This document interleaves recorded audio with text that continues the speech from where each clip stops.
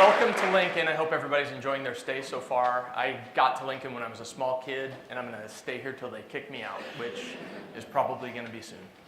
I'm going to talk today about building deeper and more meaningful relationships with the customers that we all interact with on a daily basis.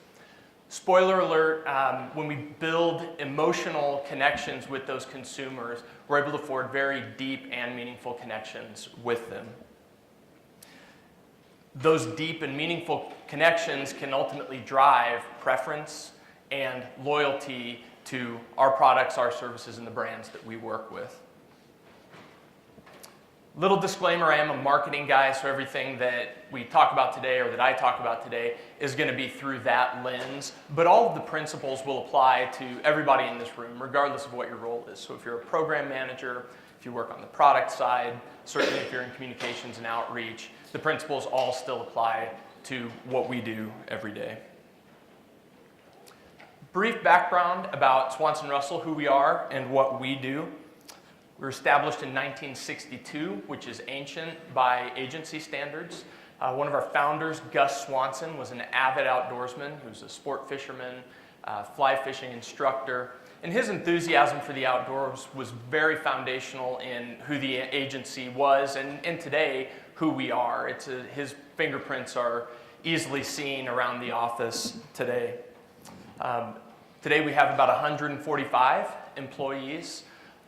All kinds, creatives and developers, planners and strategists. We have two offices. Our headquarters are right here in Lincoln, about 3 blocks away. And we do have another office in Omaha as well.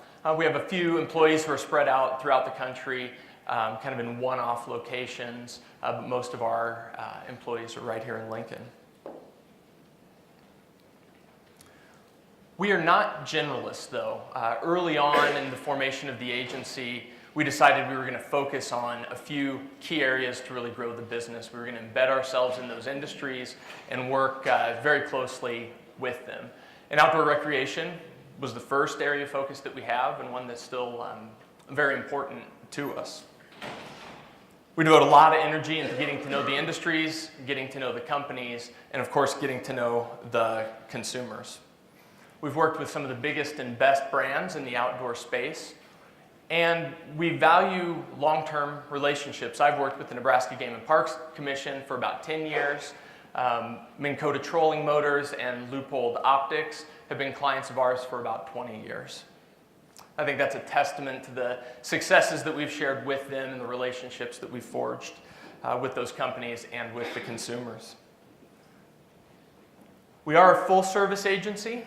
So we do everything that is needed from a marketing standpoint, but regardless of what we're doing, it really all goes to one end, and that is making a connection with the consumers that we're talking to.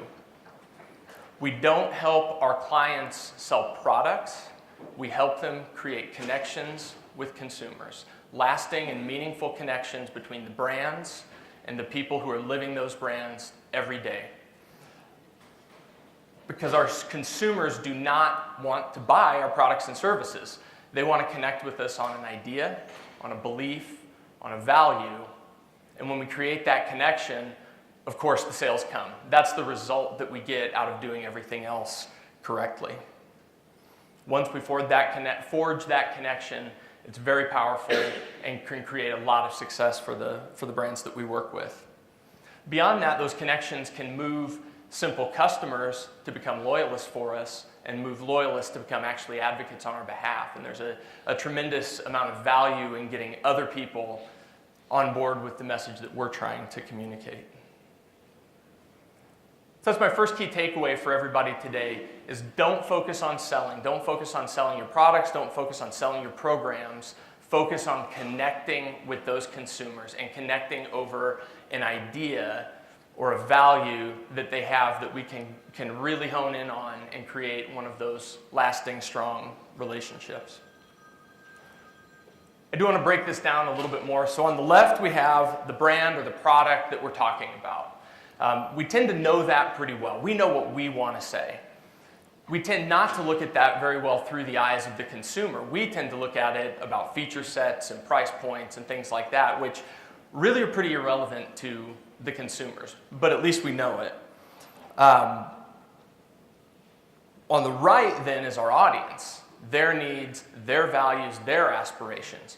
We tend to know very, very little about them in reality. We tend to take a lot of tribal knowledge that we have or institutional knowledge that we have, a lot of conjecture on what those consumers actually want. But that's really the most important aspect of this, is what the consumers' needs are, how we can fill the needs that they have.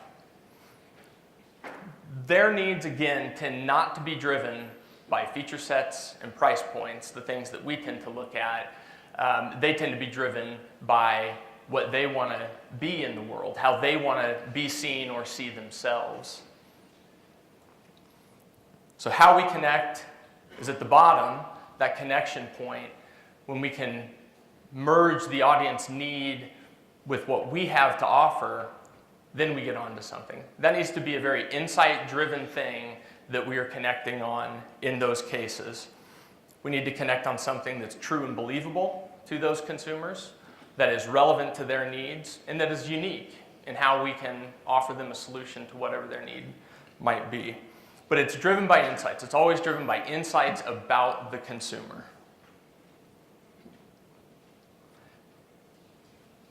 Coming up with these insights requires us to keep the consumer at the center of everything we do. We always have to keep them focused in the middle of the conversations that we're having. We must understand them as well, and understand them deeply. We can't just look at them and say, this is a 43-year-old white male who lives in the Midwest. He's got 2 kids, a dog, and a truck.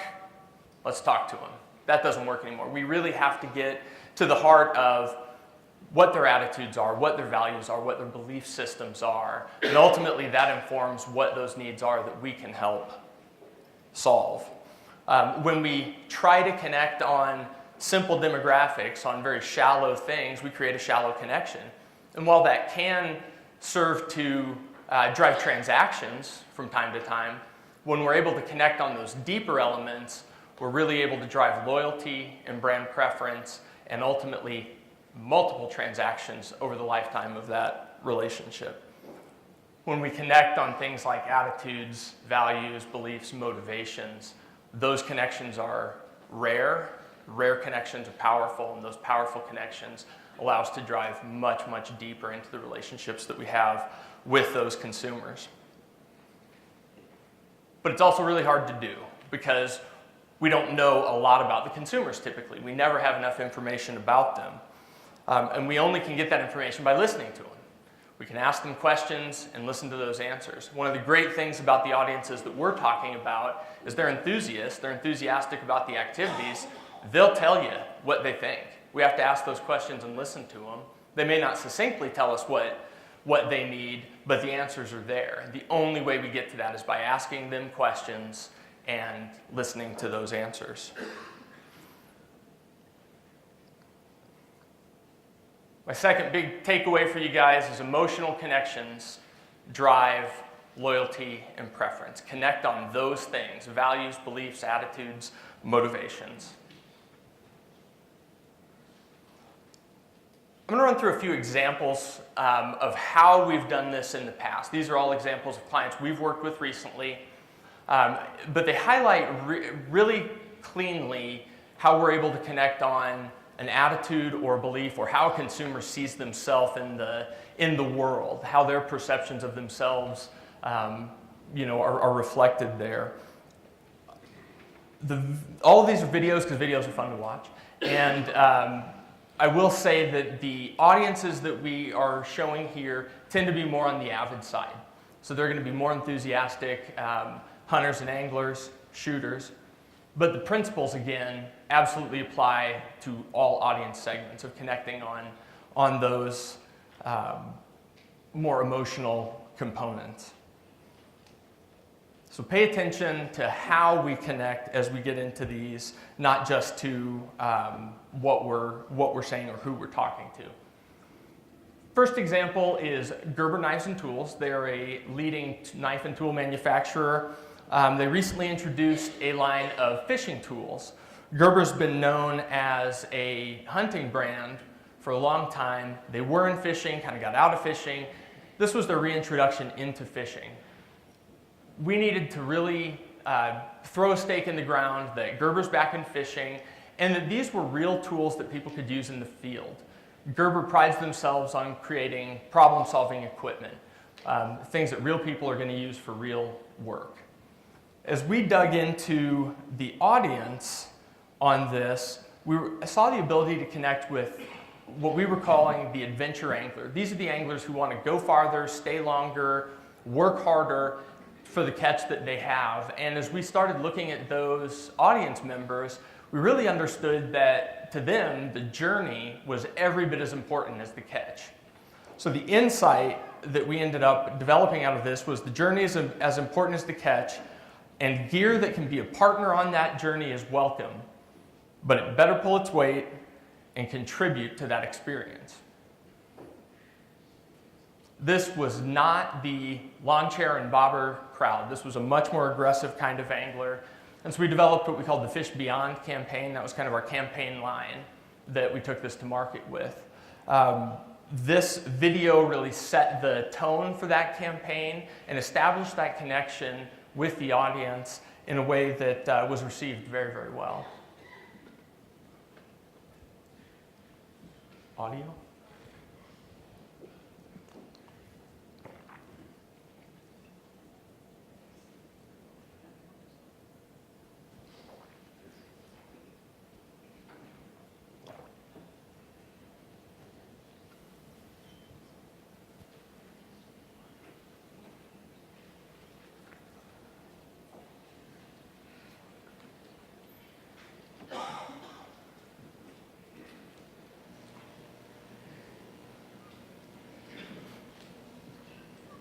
I would hum the music, but I'm not very good at that.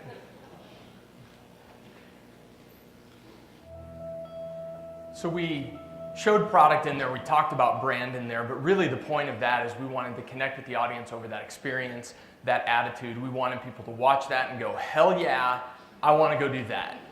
And I think the response that we got was pretty good from that. There were 4 kind of segments that we ultimately targeted in there: mountain fly fishing, Pacific Northwest salmon fishing, saltwater flats fishing, and then kayak bass fishing. So they were all kind of the more adventurous sides of angling, and we really let those drive our targeting on it. We did not target based on demographics. We targeted based on the activities that people were in. If somebody is fishing bass out of a kayak, we threw them into this pool and we targeted them.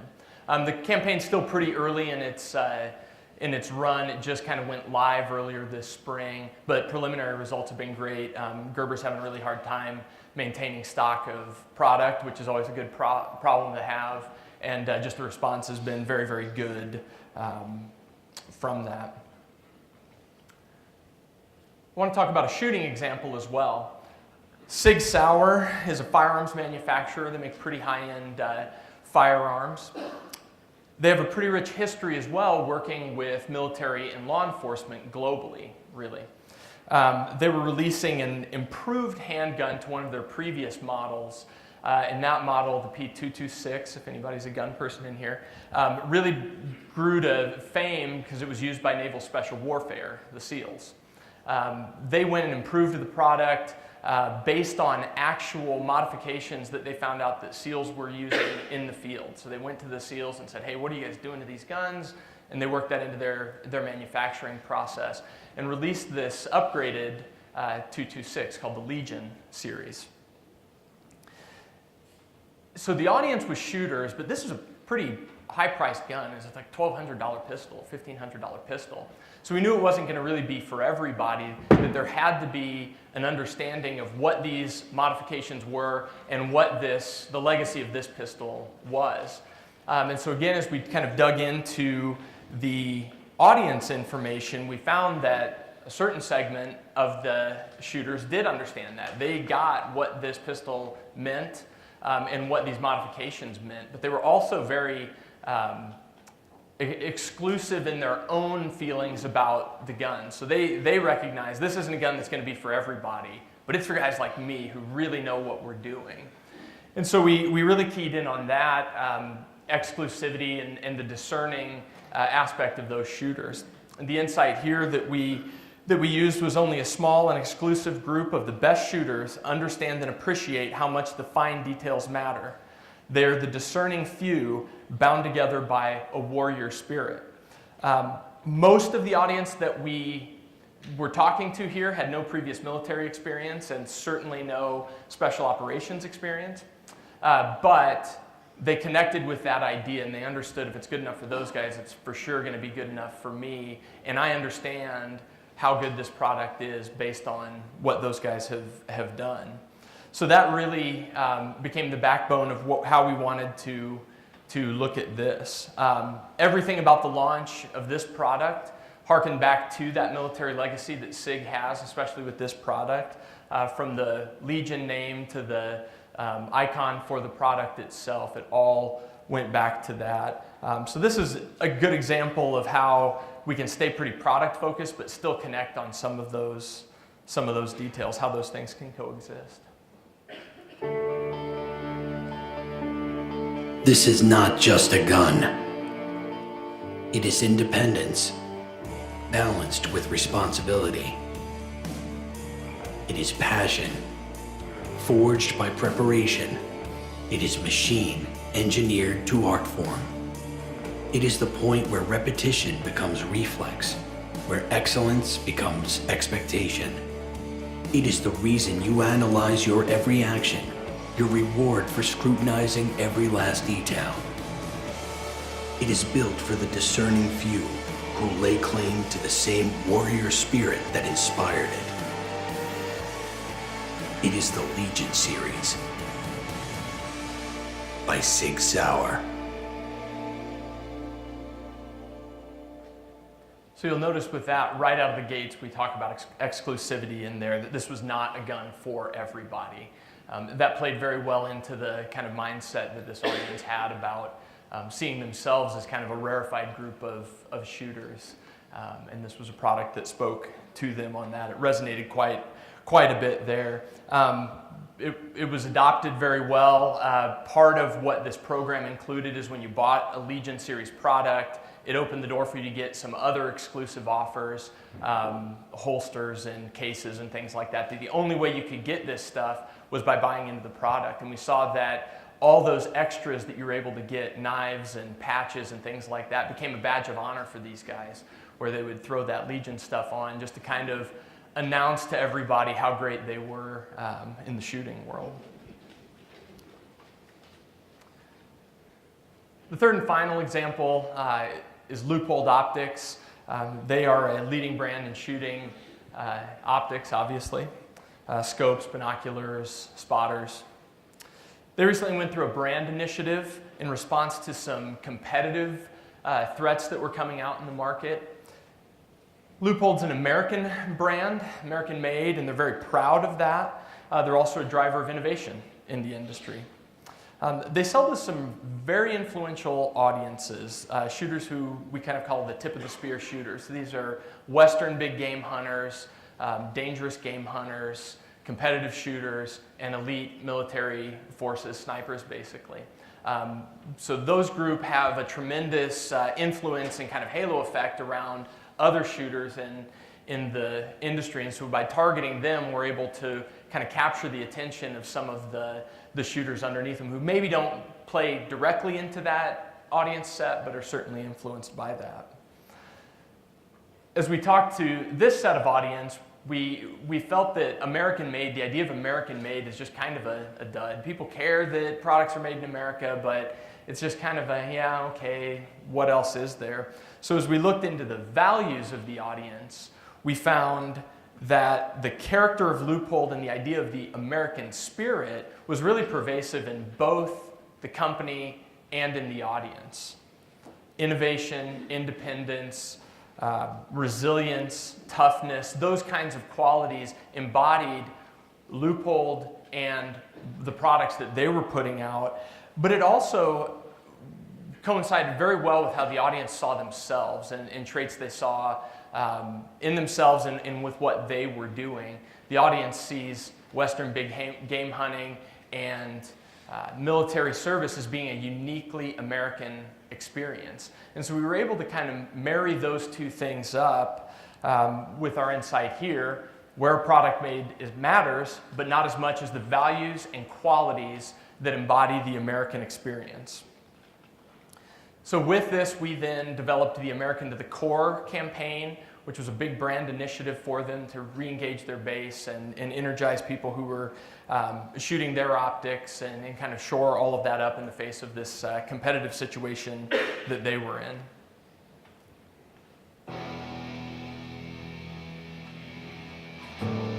Americans. We're about doing, not talking. We relentlessly pursue our objectives. On the battlefield, in competition,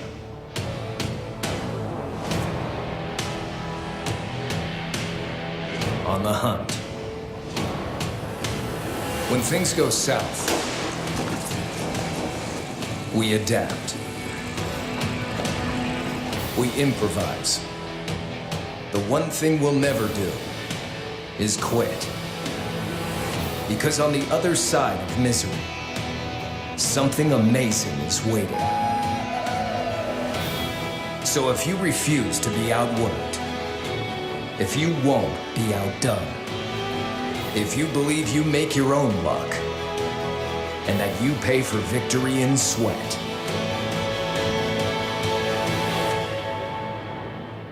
join us. We're Loopholed. American to the core.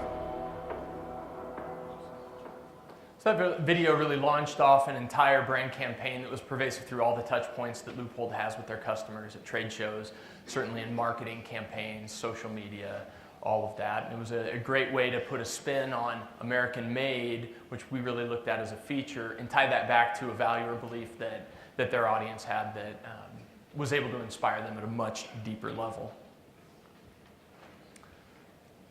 So developing those insights and creating those connections don't just happen. They take a lot of work. It takes a lot of good information about the customer, about the products, and a lot of effort just to tie those things together. A curiosity to dig into why things are the way that they are, and critical thought on those. So we need a process to help us get there. Our process at Swanson Russell, from a high level, is 5 steps. It's designed to understand the audience, determine the emotional drivers that we can connect with, and potential disconnects between the brand or the product and the customer. And then figure out how we can reach out to them and ultimately begin to have those conversations. This conversation today really focuses on those first 2 points. Discovery, where we learn everything that we can about the consumer, and then insights, where we determine why what we've learned matters. So discovery, we learn what, insights is the why behind that. And the biggest problem I think I've seen for people in this room and really for companies all over and organizations all over the country is they tend to do one of these 2 things but not both. They'll either have great information and not dig at all into the whys, or they will not do any research or have any real information on the consumers, and they'll just kind of guess at an insight and say, well, I think this, based on tribal knowledge or institutional knowledge, which that may be all you have to work with, but hopefully there's some more details that we can dig into, because really you need to do both of these in order to form those connections. In the discovery phase, we turn over every rock that we can find, big and small, and look for all of those nuggets of information that we can. This is where research plays a huge part. As some of the presentations earlier alluded to, the power of research, this is where we pull that in. This is where we look at all of that information, have those conversations with consumers, and get just all of that data input in so that we can then sift through that. Good, focused research is incredibly helpful. Unfocused research absolutely swamps you. And we see that pretty frequently where we try and repurpose old research for things, or we just get a bunch of stuff dumped in there and it's not really clear what's what. So it's really good to engage research partners very early and in a very focused manner at this stage so that we can get the results out of it that we want in order to define good insights that we can connect on. Really, this whole phase is about talking to consumers, having conversations, formal, informal, through research, or just going out in the field and talking to people. That's really what this is about. And again, these enthusiasts are great because they will tell you everything you want to know about what they think and how they feel if you just ask them and start that conversation.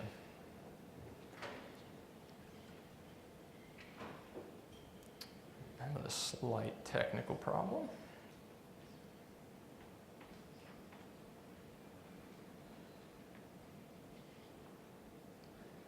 Back up and going. So in insights, we then identify the themes that we found in discovery that we can maybe utilize to develop an actual insight. So we look at all of the information that we have, and we look at how those themes start kind of laying over each other and what bubbles to the surface on things that we might be able to latch onto and ultimately talk about as we then communicate to consumers. We'll also look for kind of interesting anomalies. We'll kind of look at something and go, oh man, why are they doing that? Why are they looking at it that way? And an anecdote to that dealt with Gerber and a multi-tool they were developing as they watched actual craftsmen using their product and realized virtually everybody uses the blade on a multi-tool as a pry bar, and they were breaking blades and creating all kinds of problems. And to them it was like, oh man, we need to put a pry bar on this so that we avoid that and protect the blade. So being in close contact with the consumers allowed them to see this weird anomaly that they were like, they're misusing that product, that ultimately gave them an insight that they were able to develop product based on. Constantly have to be asking why. Why? It's kind of like a toddler getting into the why people are doing what they're doing, why they're saying what they're saying, why they're acting the way that they act. Digging down to those root issues is just critical here. And it's usually takes a few times of asking that why. You know, why are they doing this? Well, why does that matter? You know, why is it important? Ultimately, you have to get to that. And this is a really easy slide to read as well, but it is a very difficult part of the process. Probably the most difficult part of the whole process in communicating with our consumers is being able to identify what those things are that are really going to matter to them. By their nature, insights are difficult. They're hard to find. They take effort. They take a lot of critical thought. And they take a degree of honesty because often they tell us things we don't want to hear or at least aren't expecting to hear. So what is an insight? That's part of the problem that we often have.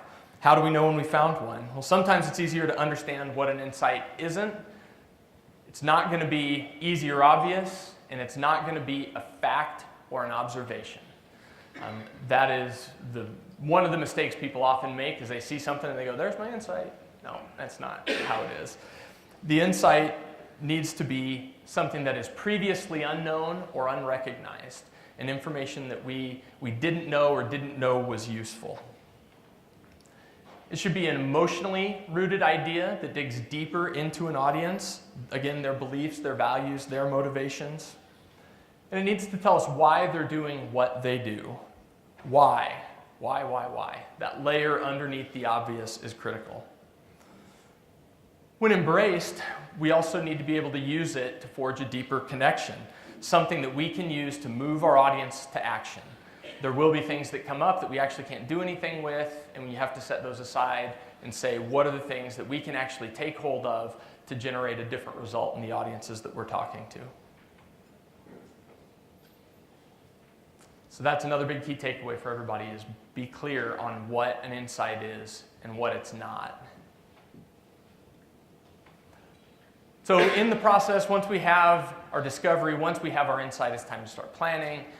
This is really where you put the plan together on how you're going to get that message out there, how the message is crafted itself, and then also how it gets relayed out to the consumers. How, where, when are we going to be connecting with those consumers? How do we put that plan into action?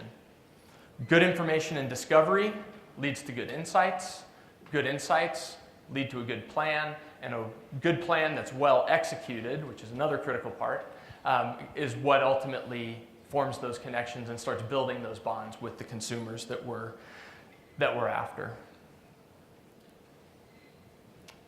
So develop a good plan and ask help when you need it. The truth is we all have more tasks than time.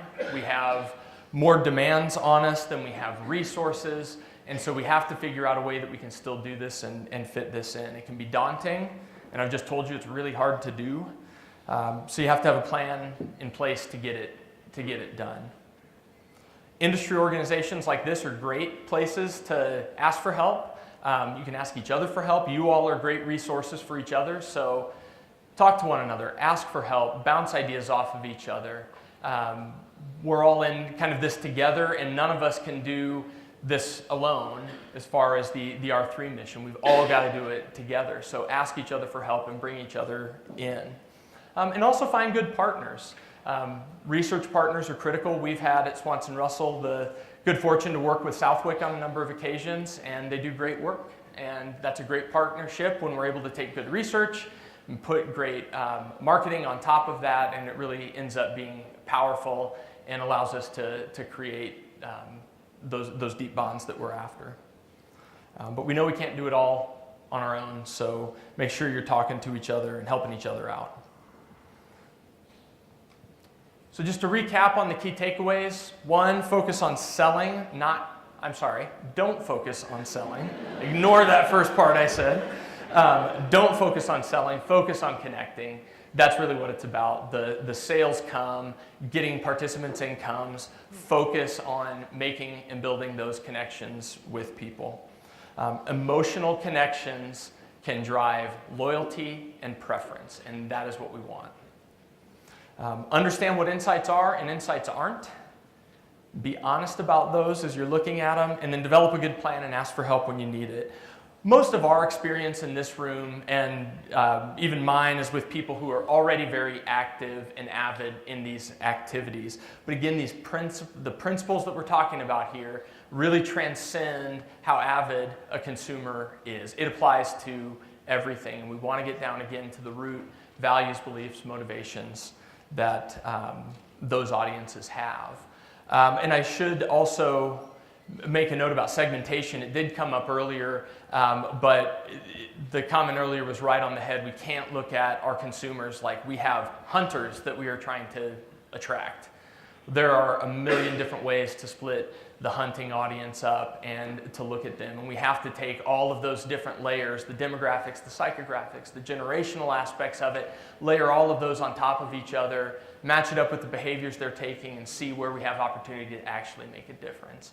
That's a pretty tall data task, but we've talked a lot about the ways that can come together. So begin to look at your consumers a little differently. Think about the process of your interactions with them a little differently, and make connecting with them a priority for your organizations, and then we can do some pretty cool stuff. That is all. Thank you.